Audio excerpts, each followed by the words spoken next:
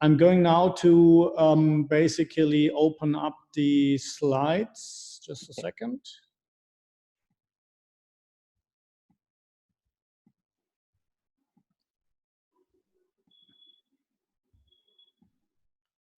Okay, can you see it?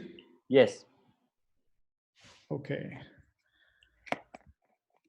So the whole thing is basically, you already have said it, it's about free private city, and the subtitle is making governments compete for you. So it's basically the other way around, right? So at the moment, you are stuck in the country wherever you are and have to do what the rulers say. But what if it was that they were really promoting that you come to their place because they're offering a very good service? And that's exactly what we have on the normal market. If you want to attract people, then you have to offer an attractive product. But we do not have this on the state market yet. And that's why I want to make a proposal what we can do about that. So there was a time in the West when people said, well, the liberal democracies, as we have them today, or as you have it in India, is the end of history, right? There's nothing more possible, that's the best we can, and so now it's over, and everybody has to adapt to that. But at the same time, we are seeing that it's obviously not really functioning, right? Because governments are suffering from legal uncertainty. For example, if you are, it says governments are suffering from, but I would say who suffers most are the people in these states.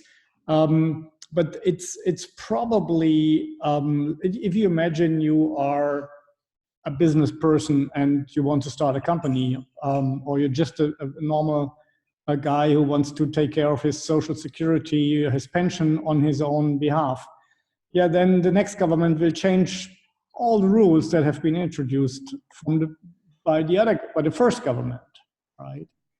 And the same applies if you want to establish a big project with your company or build a factory. You don't know what will the rules be 2 or 3 years from now. That is creating a lot of uncertainty and eventually is stopping, preventing investment. Political instability comes with that. I mean, you do not know in a democracy which party will rule in 10 years. There may be a party that advocates taking away 50% of all your income, right? It's unforeseeable, it leads to instability, and it's always one side of the population that is not satisfied with the government, which has been elected by the other half of the population.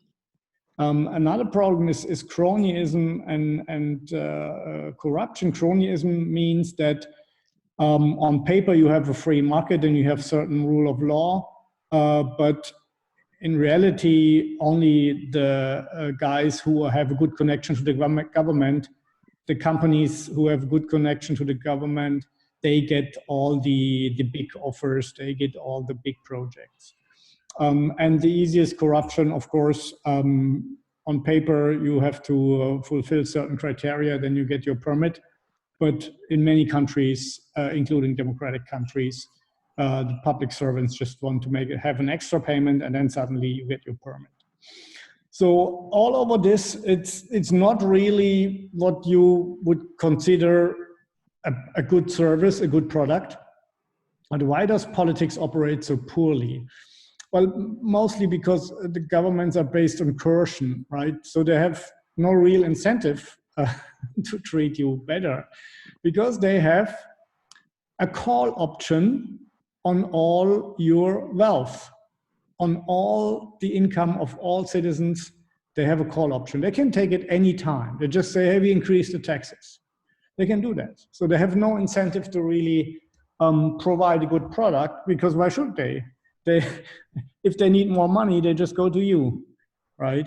That is a big problem. So they have no price feedback. So that, okay, they get paid something voluntarily. No, that's not existing. It's like, imagine that. It's comparable to the following situation. Let's assume one of you want to buy a car a car to drive. So you go into the car dealer, and then the car dealer says, yes, you can buy a car, but I decide which type, I decide how many horsepowers, I decide the color, and I decide the interior. And by the way, I decide the price that you pay for that. You would say, are you crazy, man? I go to another dealer. But here's the problem. This is exactly describing your relationship to the state as a service provider, right? That is the problem. Government decides everything, what you get from them, and even what you have to pay for it. So that is a problem. And that is the reason why it's not really working. So people say, well, that is, but this is not without cost, it's a social contract, right?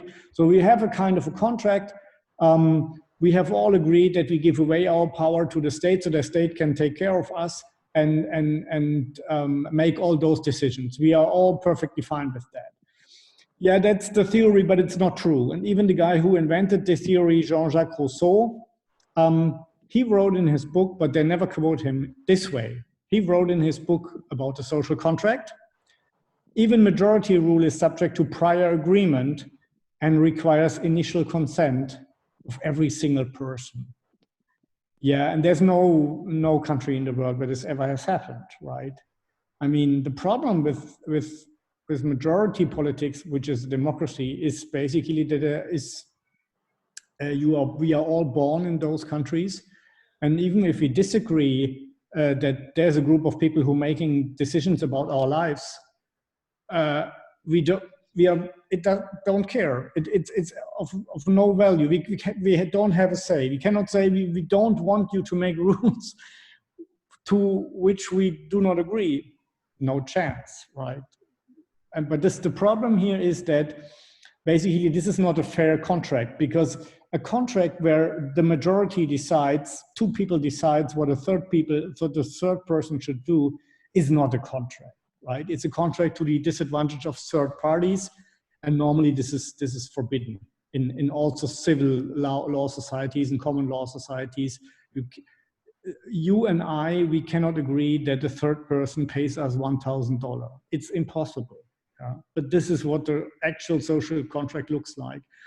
I'm talking about that just to give you an idea why our societies do have problems, because most people never reflect on those things. So let's do something which is also not the usual approach. Let's say governments or the governments are a market. It's the market of living together, as I call it. And it's the biggest market of all. It's about, it accounts for 30% of world GDP, if there was something like that. It's bigger than manufacturing, it's bigger than healthcare, it's bigger than energy, bigger than finance. It's government. It's about 30% of all our spending in the world is going to this market. But this market is highly concentrated and inefficient. 5% of the countries, you can see the big blue dots here on the map, they control 80% of the market. And 90% of the market participants lose money every year. And now, on top of that, 80% of the people living in these countries are dissatisfied with how their nation is governed. So it has nothing to do with a certain party or a certain candidate. All over the place, all over the world, people are dissatisfied how they are governed. They have the feeling that they have absolutely no power, that there's a certain group of people who's always making the decisions, not on their behalf without asking them, and that they cannot influence that, and that they're basically not getting a good service and a good product for their money. It's as easy as that. People have to pay something, and they understand that they have to pay for infrastructure, security, and all that. But what they get is not satisfying to them. So now, if you imagine this was just a normal market, and you would say, hey, it's highly concentrated, it's inefficient, the competitors are all losing money, and 80% of the customers are dissatisfied, and this is an opportunity. There must be an opportunity for a business person.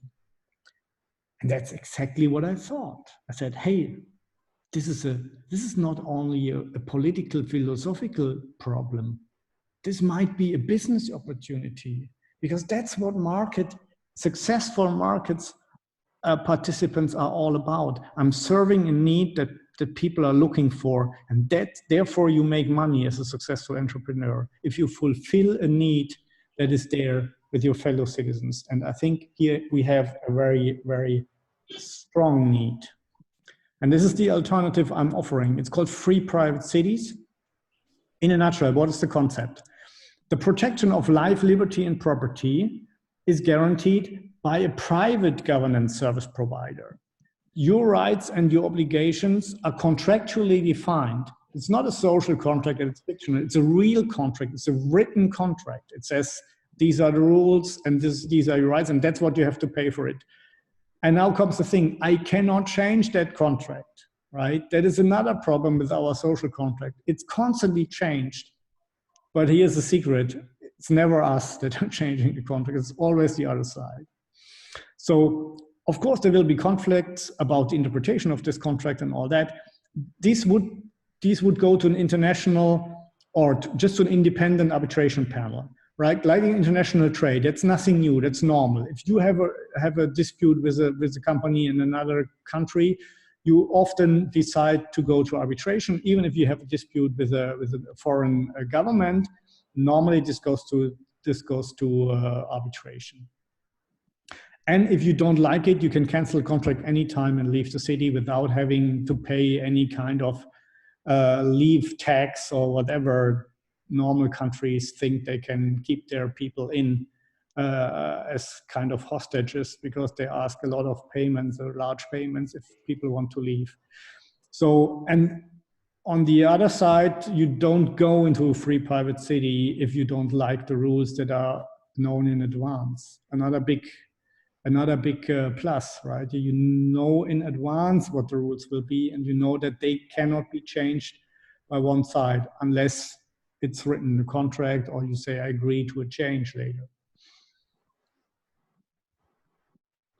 And I think these free private city concept, this is offering much better incentives than the states. One thing is skin in the game, right?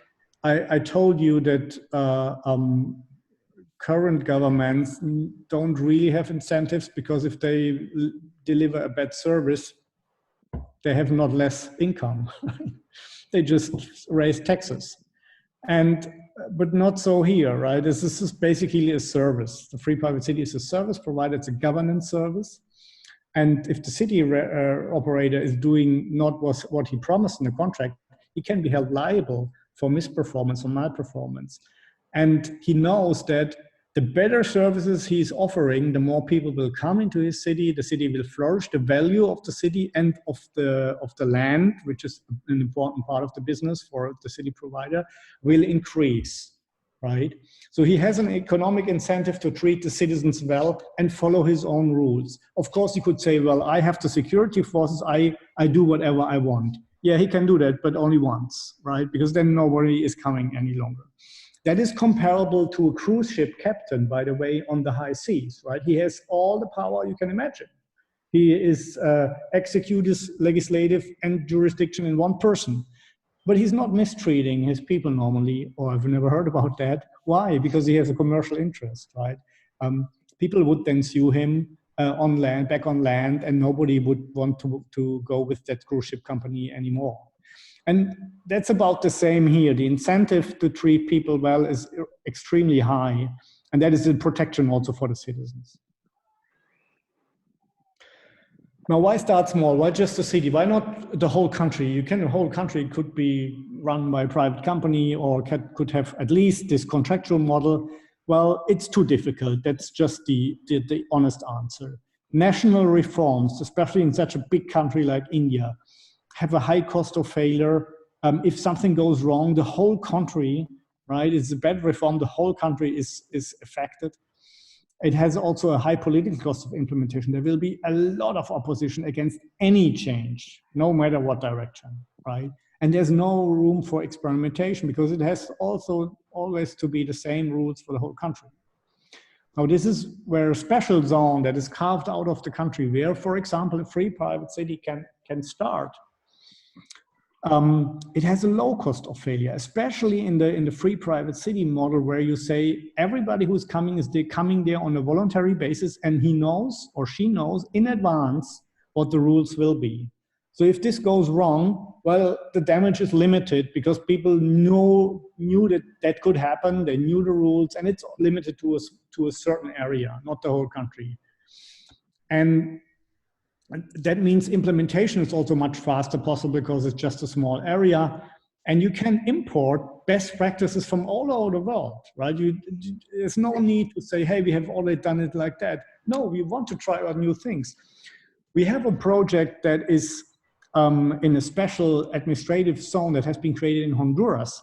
And there we have, for example, imported for the land transactions only a law from New Zealand, and have streamlined this law to make it even smaller. And for other areas, we have taken other rules, right? So that is a big plus. You can really, like in the supermarket, you can choose between the most successful systems all over the world. And if it's successful, yeah, then it can serve as a role model for the country, and they can copy it and replicate it. That's basically what the Chinese did when they first modeled their first special economic zone in Shenzhen. They copied Hong Kong a little bit. So they made their first zone in Shenzhen. And when it was obviously successful, then they repeated that in other parts of the country. And now they have hundreds of special economic zones all over China. So China was basically developed to the economic powerhouse that it is today through that model. The special zone model, you try something out, and if it works, you increase and you make more of them, more of the same. So if we would have something like that, what would be the result? First, it would be legal certainty for the reasons outlined, the contract that cannot be changed. Then you would get guaranteed security by the provider, because this is his main service, right? Protection of life, liberty, and property. You would have maximum economic freedom, little rules, little regulation, because basically I want this to flourish, right? And there would be a professional administration, of course. That's, again, a service. It's a professional service. If people do not perform, I exchange them. I say, okay, let's look for better people who are really better public administrators, so to speak. And you would have less political conflict. Why? Why is this possible? Because everybody has a contract with the operator. So you know that you cannot basically impose your will on your fellow citizens and change their contract. You cannot do that, because even the operator cannot do it. So not even a majority can come and say, we want to build a new swimming pool and we want everybody to pay for that. And you would say, no, it's not in my contract. I'm not going to pay. I'm okay if you ask from me a higher entrance fee because I didn't participate in the financing, but I'm not willing to finance a swimming pool because I don't need one and I want to spend my money in other ways, right? And that is the biggest plus. There's no forum for people to impose their will upon others. And I've become very disillusioned about that. People are always saying, yeah, it's for a good cause, right? This has never been different for all over the world history. But your good cause is not my good cause. I have another view of the world, and you have another view than I, and the third person has a completely different view of the world. So there's only one thing where we all agree: we want to live in peace. And that is what is happening here, because everybody has guaranteed that in the contract. So together, this could lead to long-term stability and therefore prosperity. And that is what and by the way, it would take away a lot of political and religious conflict, because there is no forum for that, right? If you want to impose your religious rules upon the others, the operator will kick you out of the city. Say, this is not part of the game here. Everybody has a contract, and you say, these are the rules. and you sign for that. And if you say, now I have no new ideas, I want to rule this thing, you break the contract, your contract is canceled, and you're kicked out, to the benefit of all the others who stick to the rules and stick to what I have signed. So how is this, you would ask, okay, nice idea, but how can this become reality? Now, first of all, there is no place in the world that we just can take for that. So the whole world is divided amongst sovereign nations. And even if it's not, like in Antarctica, there are agreements that nobody can establish the sovereignty there. So we couldn't do that. So we have to find what I call a host nation, right? And it's not so totally out of the idea, because we have already special economic zones. So there is already something which is a little bit comparable. There are already special economic zones. So and then we have to create a win-win scenario. Here's for example what in Honduras has been done. They said, okay, we have taken an area that is uninhabited. And on an island that is neglected by the central government when it comes to distribution of taxpayer money, so people are not so satisfied. And we are going to develop something there, and investment will come, and jobs will be created. And that is something that, on the other side, also then the country will benefit, because your companies will get business in this zone. They will get offers. They will get orders of all kinds from the zone. And on the other hand, you can say, okay, we are also willing to pay a certain amount of what we make money to the host nation, right? Like for as a consideration for defense and foreign policy protection, and recognition that we are still under the sovereignty of the host nation.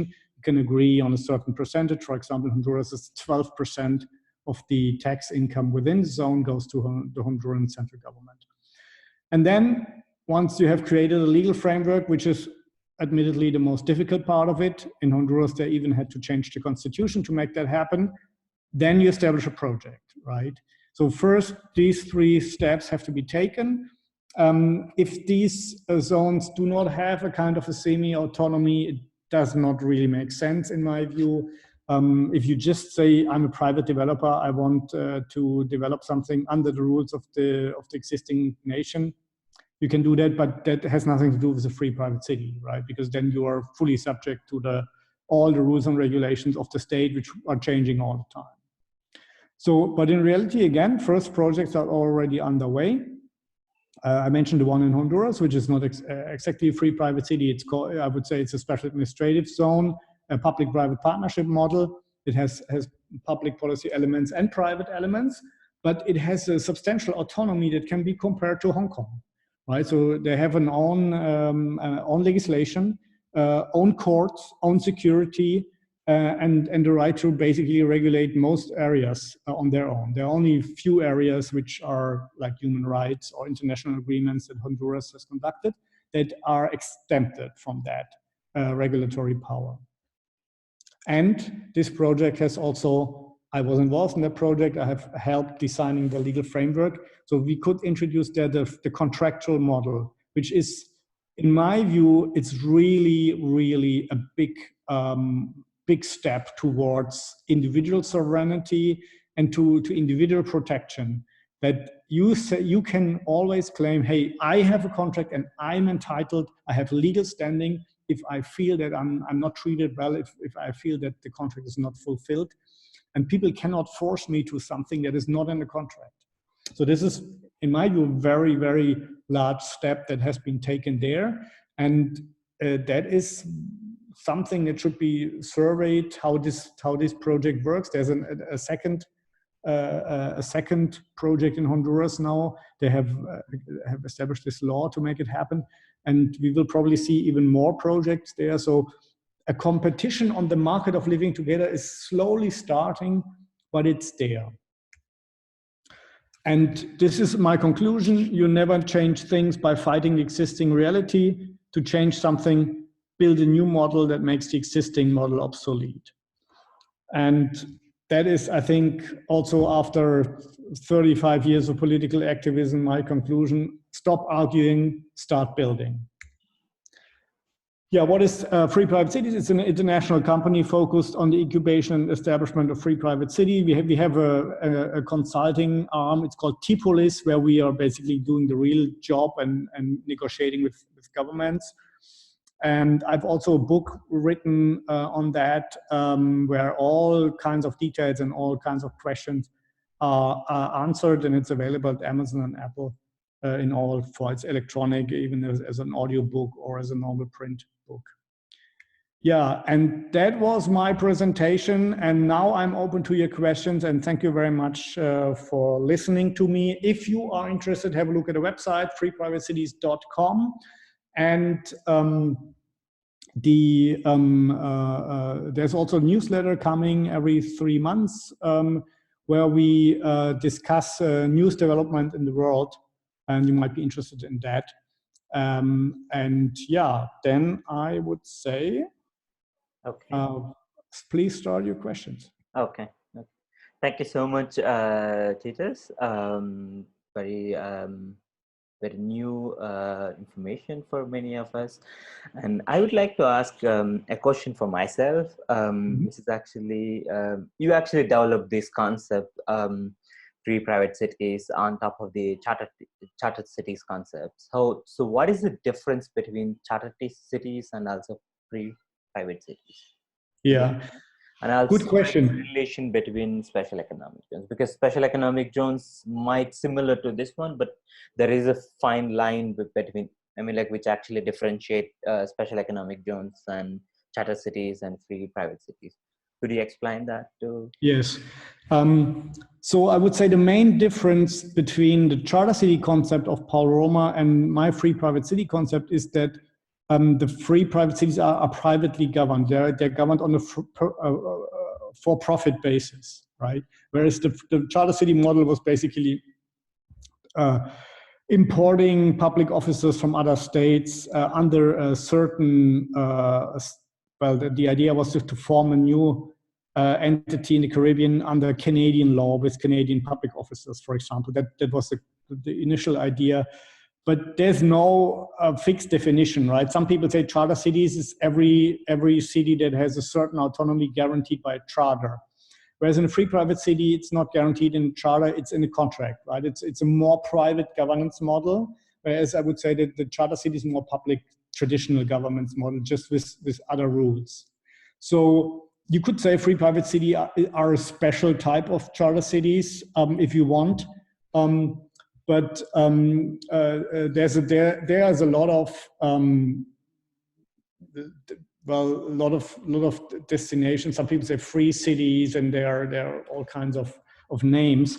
Now, coming to the special economic zones, this is basically the lowest thing, right? A special economic zone is an area that is carved out in a country with special rules, normally just for export-import. That started as export-import. You don't have to pay tax duties. Then you have normally some labor law easements, and in the most advanced special economic zones, which are in Dubai and Abu Dhabi, they started to have their own courts, right? So they have their own legal system. This is the most advanced, which comes closer to the free private city or the charter cities model. So you would say that the special economic zone is the lowest level of autonomy. Then you have a charter city with a little more autonomy, and the free private city has the highest autonomy and has a different model. It has really the possibility that everybody has a contract, and this contract is your personal constitution. It's protecting you, so there's no need for a charter. In Honduras, it's a mixed model. You have a private contract and a charter, right? So there, all kinds of things are doable. And a Swiss diplomat told me, for some governments, he says, free private cities is a brilliant idea, but politicians do not like 2 out of these 3 words. They do not like the word free, and they do not like the word private. I said, okay, then let's name it prosperity zone. right? And then you say it's just another type of special economic zone. And then if this is more acceptable in a certain country, that is also not a problem, right? So if the private model is frightening people away, you can say, well, everybody could own, every citizen could own a share of the company. So then the city is owned by the people themselves, right? That could also be possible, but you have to stick with the contractual model. Otherwise, you come back to the old problems that we have, that the majority is basically dominating the minority. Mm-hmm.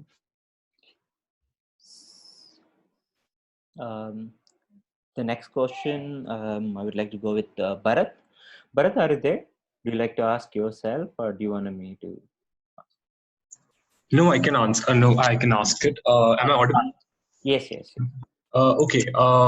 Yeah, I actually had a couple, but I guess I'll go with this one first. Just a second. So yes, the private city model, it's entirely based on a contractual obligation, right? So let's assume that it actually works, like that a contract gets passed, and then we have people that are moving in. So what prevents a private city that you just described from leading to exacerbating actually class, caste, and ethnicity based segregation along the lines of existing inequalities in our societies? So we know that certain communities have lower levels of economic wealth. They can pay they have lower migration rates because they have lower access to easy transport, stuff like that. So what prevents your private cities, your envisioned private cities, from becoming essentially a place for legal segregation to take place?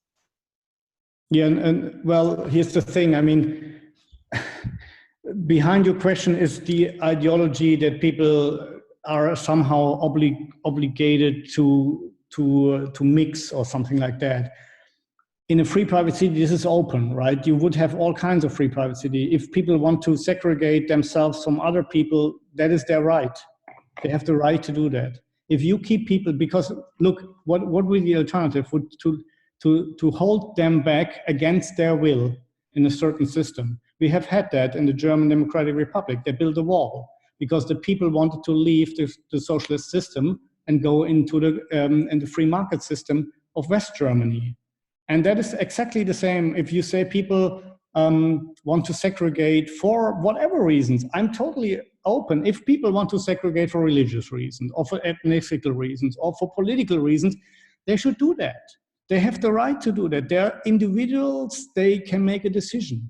I would say there will be probably in the future many, many places that are like Singapore, where you have a mix of everything, like in Monaco here in Europe, where you have all kinds of people living there, but it's clearly European culture. It's even a Catholic a principality.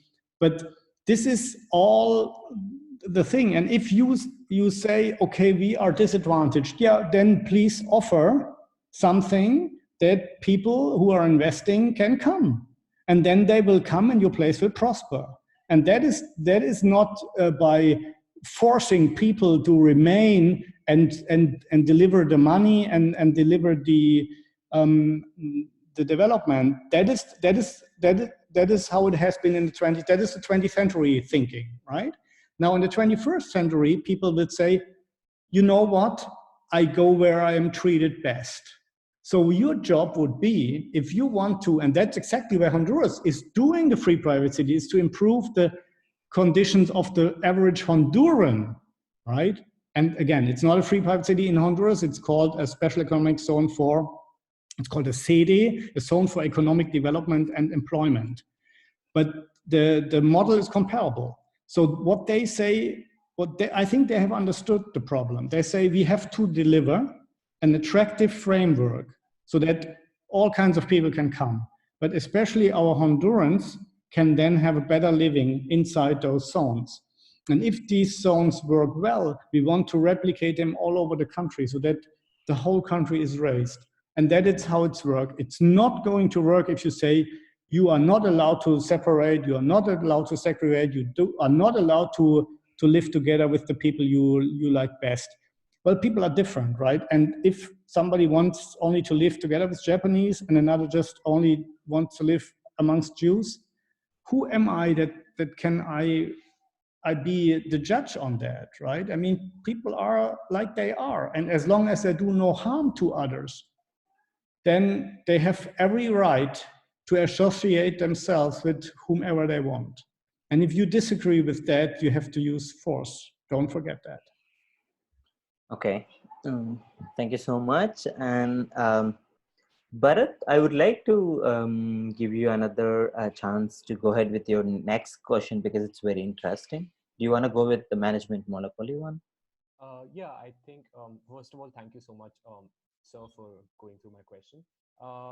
This is an entirely separate line of thought, so it's not a follow-up.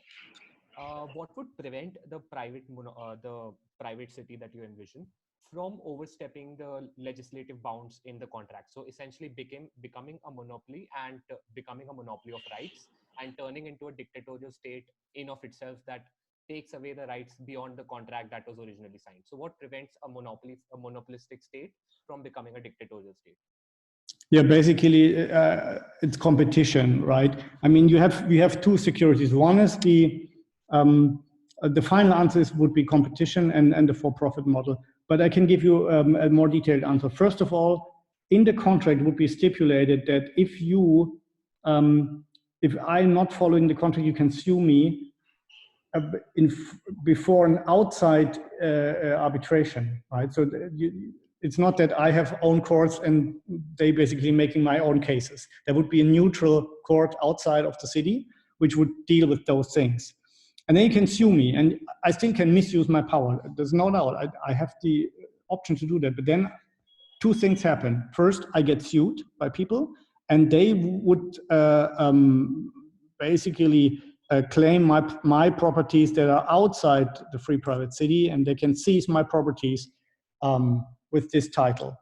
Secondly, if this word would go around quickly, right? Would people say, hey, this guy is not operating his free private city according to the own contract, he's misusing his contract. So two things would happen. People would leave and other people would not come, right? So, and eventually I would go insolvent.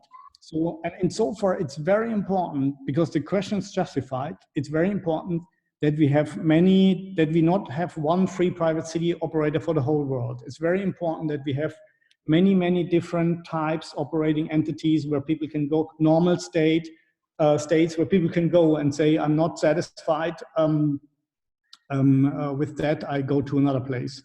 So this option has to be there, right? There are other models, they say we have to have a competition within a city so that you have different security providers. I think this is not doable in practice, but I'm open, the market should decide, right? And in my answer to you is that because the reason is like the cruise ship captain, right? He also could become a dictator, but he's abstaining from that because of his commercial interests. Okay, thank you so much, Titus. Our next question is from Mugabe. Would you like to go, Mugabe, or do you want me to speak for you? Okay, I will speak for him. Okay. How do private cities deal with pandemics like COVID-19? Which is actually one of the questions I wanted to ask. Yes. I mean, this I have been asked this several times. Or there was even a presentation on that or on the conference. Basically, you have to think. There are two things. One is I have, as a provider, I guarantee liberty to the people, right, in the contract. On the other hand, I guarantee protection of their lives, right? So you have two things, right? Some people might say, normally I would say, okay, I have to be prevented for all kinds of pandemics. So there would be already a plan how we would deal with that. Like in most countries did have that plan, but they just didn't care about that because they're not sued, right? If I'm really doing bad things, if I'm totally unprepared for a foreseeable pandemic, if I'm not getting equipment, test, mask, and all that in, then people would sue me, saying he's doing a bad job in protection of our lives. On the other hand, I cannot just say, hey, let's lock down everything. That's also not possible in a free private city. So what would we do? We would say, okay, look, here's the thing. If something like COVID-19 is coming, we would say, okay, we probably have to close the borders and check everybody who is coming in if he has COVID-19, because then he has to go in quarantine. So this is the low thing that we can do. It's the border protection. I probably, if I would lock down the whole city, then people would sue me because they say there's no need for that.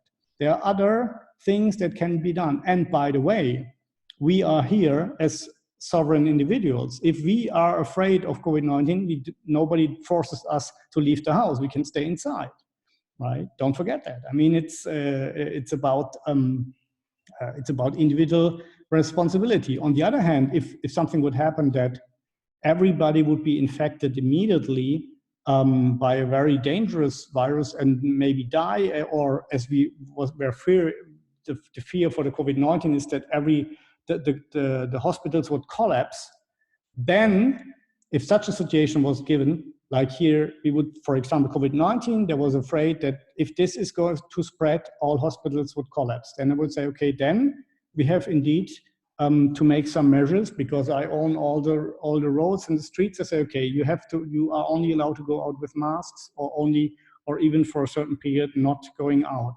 But the moment I have indications that this pandemic is not as problematic as it's thought to be, and if I have enough spaces in the hospitals, then I can open up again. So basically, there's no super different answer to what you have known in several countries, but definitely it's a more stepwise approach, right? You would say, okay, it's no need to lock down everything.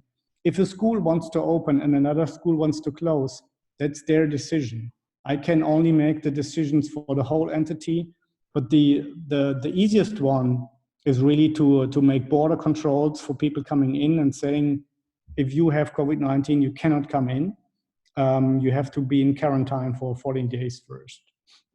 So that is basically what we would do. I would say it would more be like a Swedish approach, right? Where you have not a complete lockdown, but certain options, because I have always the threat that people can sue me, and the court might find that I'm liable because I locked everything down without a real reason, or on the other hand, I did nothing and people died. So I have to really, but it's not a bad thing, right? Because it forces me between a rock and a hard place to do something that is not only reasonable, but which is also in balance, which is not a total strict model, but it has to see both sides of the things, right?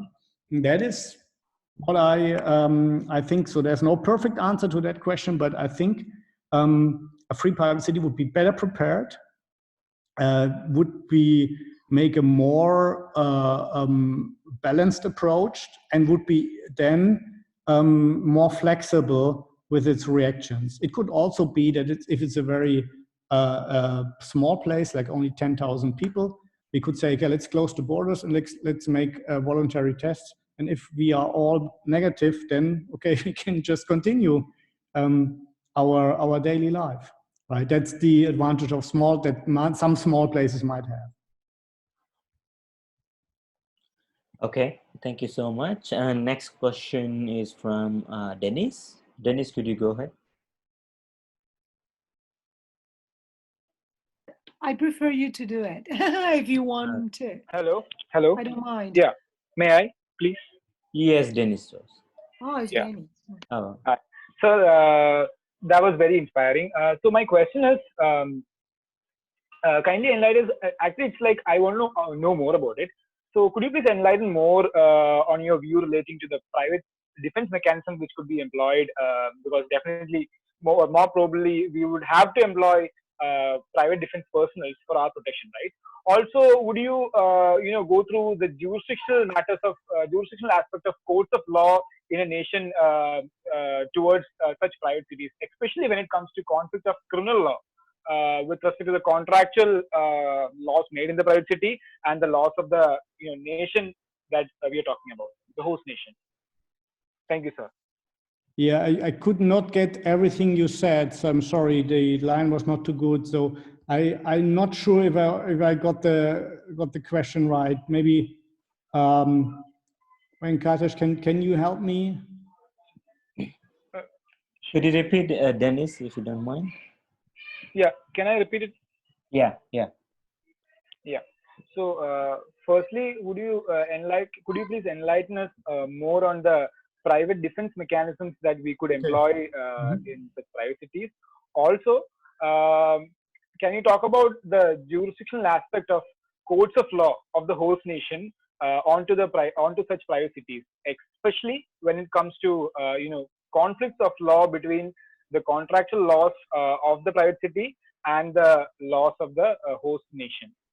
Is that clear, sir? Yeah, okay, it's clear. Thank you very much. Thank you. I got it now this time. So first, the defense mechanisms. So in a way, you're still depending on the host nation. It's probably not possible to create a sovereign entity right now. So you have to be rather semi-autonomous. So on paper, this defense thing would be a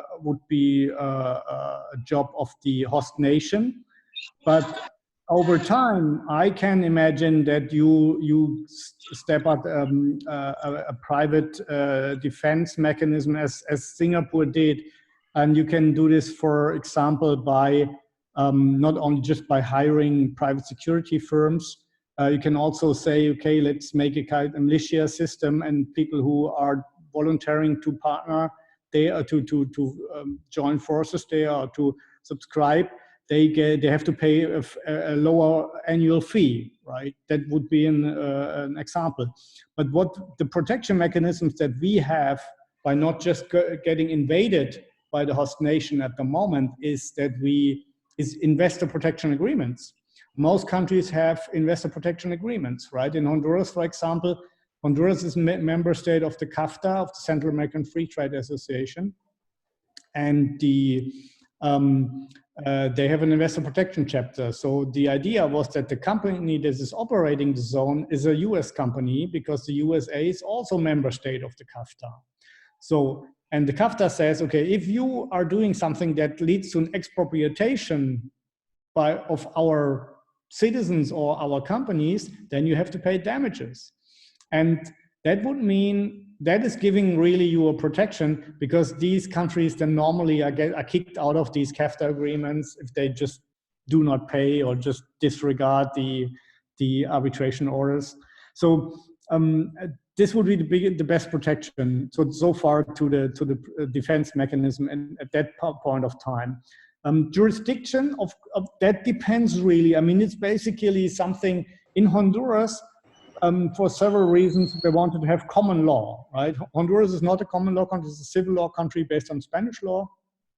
And the people wanted, even from the Honduran government, they wanted a common law to attract more US investors.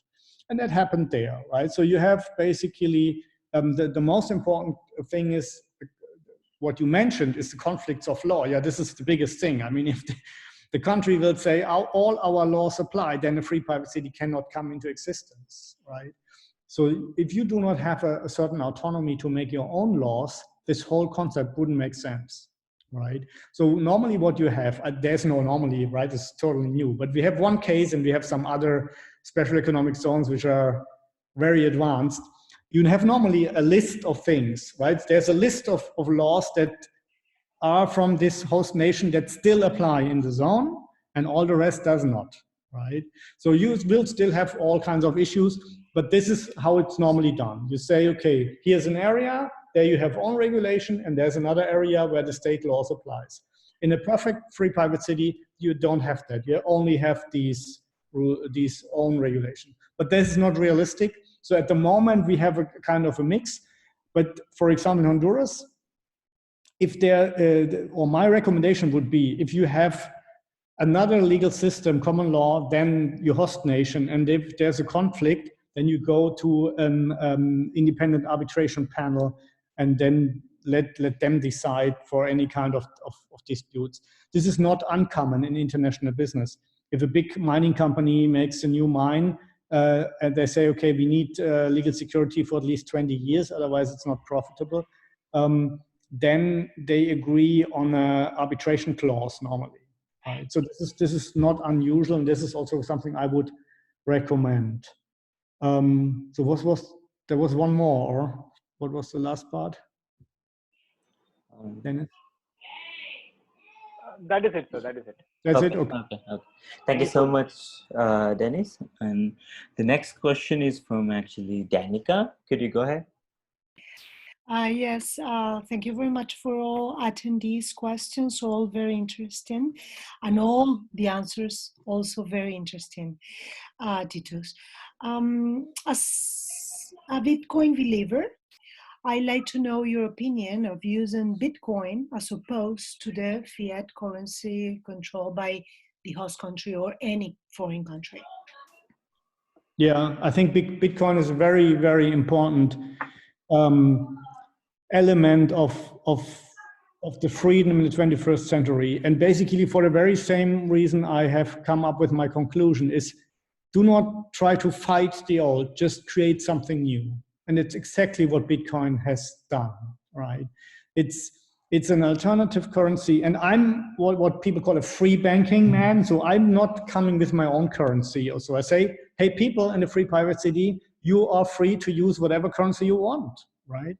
So normally people would then use the local currency, and people are absolutely free to use Bitcoin for all kinds of transactions.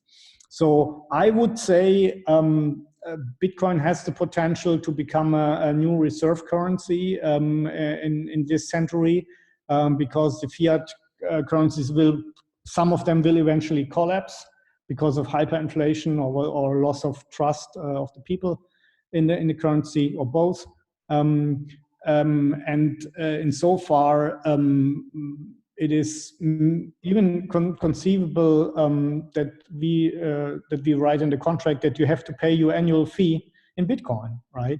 At the moment, we wouldn't do that because Bitcoin is too volatile. But what we can imagine is that we say, okay, we have the right to ask for the annual fees also in Bitcoin. But I would say Bitcoin doesn't need promotion from the free private city. A currency either has a natural acceptance or it doesn't have, right? So that's why we say you use whatever you want, right? And then if Bitcoin is the choice of most of the people, then be it Bitcoin. If it's the dollar or the rupee, then be it that. I have no problems with that. The only decision I have to take is in which currency do I want to get paid, right? For my services. That's my decision, right? Okay. Thank you very so much, Titus. Titus. The next question is from actually Abby. Abby, could you go ahead? Hey, am I audible? Yes, yes. Okay, great. So my question is, can you give some examples of programs or models which you might have thought of, like through which like free private cities can help people with low to no capital to move in? Like if we are thinking of selling this idea of free private cities to eradicate poverty too, can you think of some form of programs that you might have imagined that would help people with almost no capital to move in and later start owning property and all? Yes. No, this is from both the company side and then the employment and whatever. Yeah. Well, first of all, it's the environment of free private city is created favorable to everybody who wants to start a company, be it a very small or very big, right? So small people, if they want to start their own companies, they can basically do it without the need for permits. I mean, if they work as a chirurgist, it would be different. But for a normal business, you don't need a permit. You can just do it. We would give you the right. You would be protected, right? I mean, the payment that we are talking about is not large, right? In Honduras, it's $260 per year. So for Hondurans, right? Expats paying $1,300. So that is something poor people can afford. And what we would offer them is protection. They can come if they have an issue. There is no corruption. There is no need for a big permitting procedure for everything. And then the second thing is jobs, right? I mean, this is a favorable jurisdiction for most companies, so they would want to hire people. And if you say, I have a job there, I say, okay, then you can come, even if you're very poor, because I know that you will make enough money to pay my $260, right? And that is the point. And I think, so what my experience is that in most countries, the problems that poor people have to climb up the ladder is that there's cronyism, so they cannot get a permit for what they want to do, so they have to work illegally. And then if they have something where they are going to the state and say, I want to export something, they have to fill out 16 or 20 papers, and basically that kills the project, right? They can also not import tax-free because there's all kinds of things. So I think if you just let people do what they want to do, because what we are not offering is subsidies, right? So if you want to come and say, hey, we want free money, free lunch, that's not offered. But if you are an honest worker, a hard worker, you can make it there. You can make it, and we are going to protect you. And if somebody is coming and saying, we have to close down his business because I'm a competitor and I'm bigger and I want to have new rules which kick him out of business, I say no. He has a contract as you, so I'm not going to change that. So I think we will probably not convince people by talking to them. We just have to do it and show it that it's working. And then only then are people convinced. But I think a message that you can spread is that the amount that people pay for protection of life, liberty, and property is so small that basically everybody can afford it. And this is the message that I think we need to send out. Is this is what the state is really for, right? It's to keep up the peace. It's not to redistribute or not to follow all kinds of ideas, because I think this is what free people on the market can do better, because they know what they want best. They know what their fellow citizens need. And a big centralized government cannot have this knowledge. And even I cannot have it, right? As a small city operator. The people themselves, they know best what is needed on the market. And now if I enable that, and that is also for rich, poor, and middle class the same, right? So they should flourish like they did in Hong Kong, right? Hong Kong is basically a city where a lot of poor Chinese who maybe were rich before but lost everything to the Chinese Revolution and all this cultural war and all that, they came with nothing, and they really raised the living standard in Hong Kong every year. So there is, I think, how this could also work. Oh, no.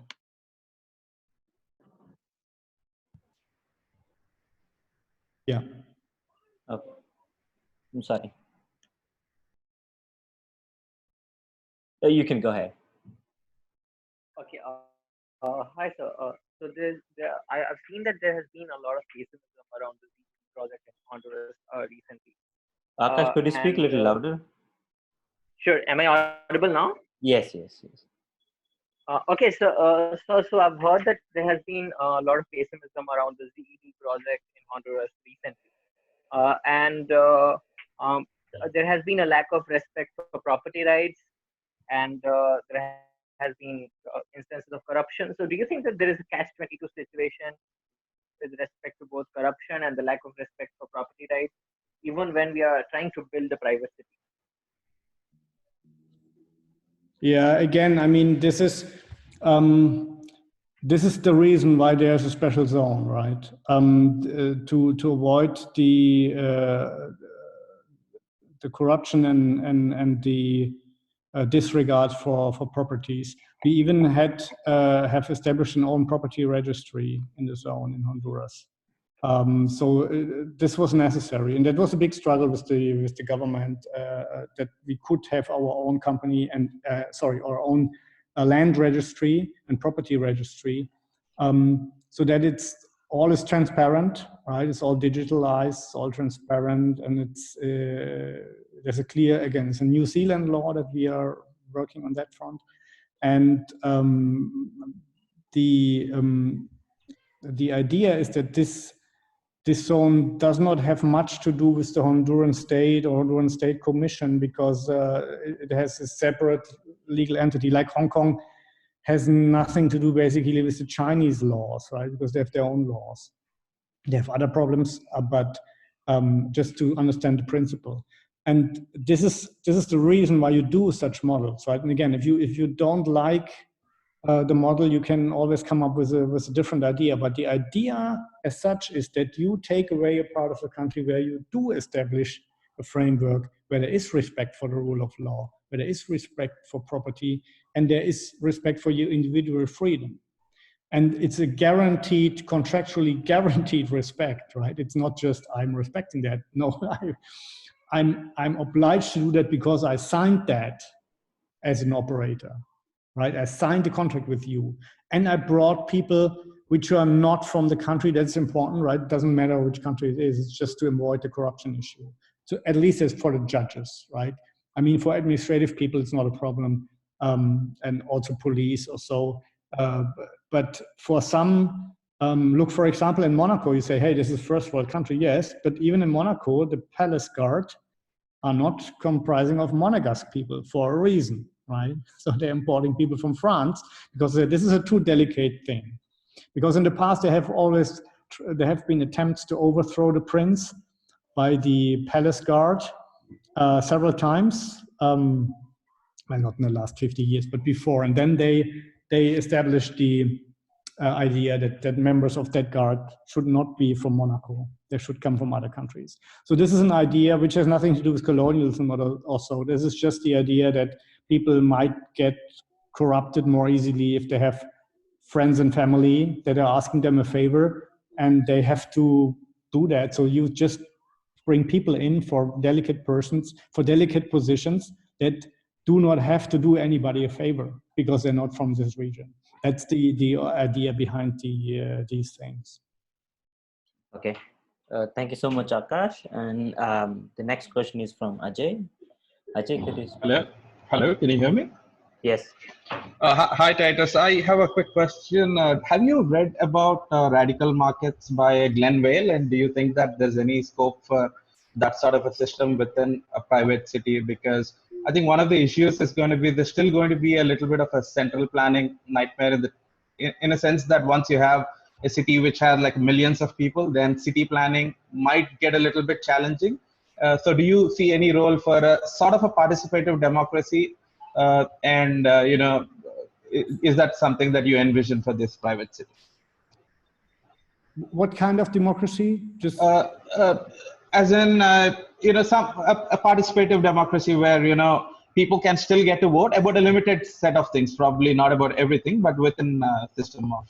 Yeah, this is certainly an option, right? And sometimes it's also demanded by the state. I think you touched a lot of interesting points. So just the planning thing, right? So there's, I don't know if you know the Patrick Schumacher, the famous architect from Zaha Hadid. He says it's a market-based urban order. Let it just develop, right? But on the other hand, it's not so that you can completely do that, because as a city provider, you have to take care that the city is attractive. So at least, so our compromise is we have an inner core which is kind of planned, where we say, okay, the houses should look like this and that. And then you have other areas where it's open. But if you move in another area, an open area, you know that maybe your neighbor tomorrow is building a pink skyscraper in front of your garden, right? That can happen there. It cannot happen in other areas. So you can choose a little bit where you want to be. There might be also areas, as you said, where some participation is necessary. What I can imagine is a kind of, it's called a corrective democracy. For example, if there's a plan or a zoning or something else set up, then people could vote it down by majority, but they cannot come up with own laws, right? Because this will end up then again in putting my hand in my neighbor's pocket. Because if somebody is then saying the majority is entitled to make own regulation, then we also have the same problem again. But there, there are all kinds of models. There's another called a double democracy, where you say, okay, everybody should have, who has a share in this free private city, and everybody could have at least one share if he's moving in, right? They have a vote, and they are voting on, like, on a shareholder assembly. And then you combine this with this corrective democracy, where people can, even if the majority of shareholders voted in one direction, then the majority of people can reject it, right? They can say, no, we are residents and we don't want that. So there are, I've described in my book some elements that could be there, but again, the main idea is different. The main idea is that we have a limited set of laws, mostly protection of life, liberty, and property. There will be some central planning where we say there should be roads here and there, but all the rest is basically given to spontaneous order. So the society is organizing itself. And they come up with their own laws, their own rules, their own, not laws, but their own rules and their own agreements.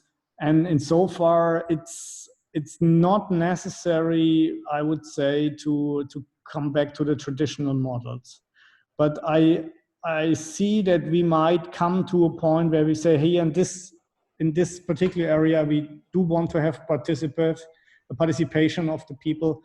And I'm open to that. And basically, we probably will have to do that in some areas because the host nation is demanding it.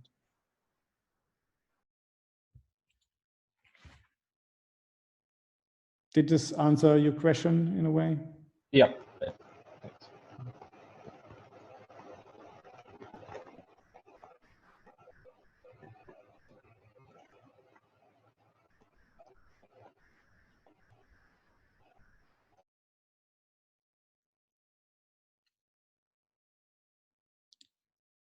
I can't hear you. I think you are muted. Oh, I'm sorry. Okay, thank you so much, everyone who's actually joining. Thank you so much, Titus, for providing great lecture for us. So our participants actually gained a lot of understanding how free markets work.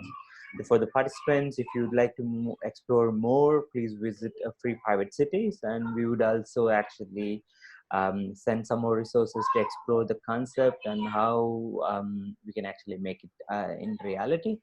And thank you so much, everyone. And we would also invite you to join next week E Policy Conclave on COVID pandemic. Is it time for structural policy reforms with Dheeraj Nair, who was actually author of Modi and Markets. And also, he's also chief economist at Vedanta, and he was a former head of the economics finance division at Niti Aayog, which is actually a state national think tank for government of India. But he has a very cool, decent ideas that actually can push for second wave of economic reforms, which actually help us to being on the global economic stage. And these also actually, his ideas also give a scope for ideas like free private cities and also startup societies and charter cities. I hope you guys are actually interested to join next week. Until then, thank you so much. Bye-bye. Good night. Thank you. Bye. Thank you so much.